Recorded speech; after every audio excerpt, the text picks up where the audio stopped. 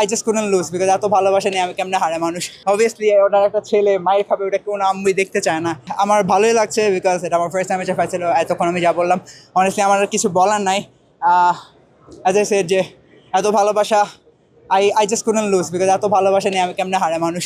R thank you আপনাদের সবাইকে because আপনারা আমার ইন্টারভিউ নিচ্ছেন, that is all. Thank you. আমি ফিউচারও আপনাদের ইন্টারভিউর জন্য আরও ভালো পারফরমেন্স দেবো। আমি জাস্ট দেখতে চাই এটা আমি কতটুকু নিয়ে যেতে পারি।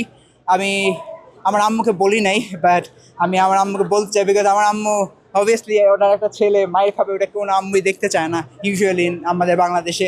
বাট আমি আম্মুকে বলি নাই। আই হোপ আমি মেডেল নিয়ে গিয়ে আম্মুকে বলবো যে আম্মু this is the first medal, এটা আমি আমার লাইফে ফার্স্ট মেডেল দিচ্ছি।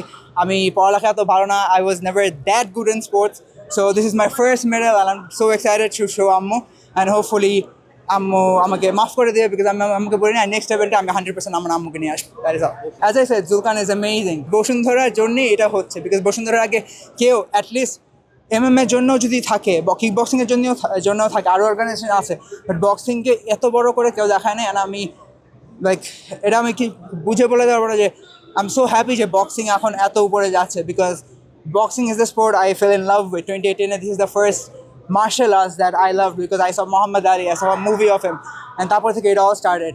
এত বছর কিচ্ছু ছিল না। 2020-তে কোভিডে আমি নিজে আমার ফ্রেন্ড তামিদ নিজে আমরা হচ্ছে বাসায় বসে বসে ভিডিও দেখে দেখে বক্সিং করতাম। আমরা ভিডিও কল দিয়ে বলতাম এই আমি আজকে এটা শিখছি, আমি আজকে এটা শিখছি।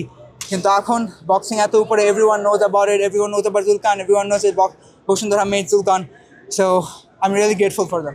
I give my hats off to Boshundhara because no one has brought boxing, MMA, kickboxing like Boshundhara has. So I hope they invest more in this. We get more events like this every year, more amateur fights, more professional fights because I love this sport. We all love this sport and we will be there in every single one of them.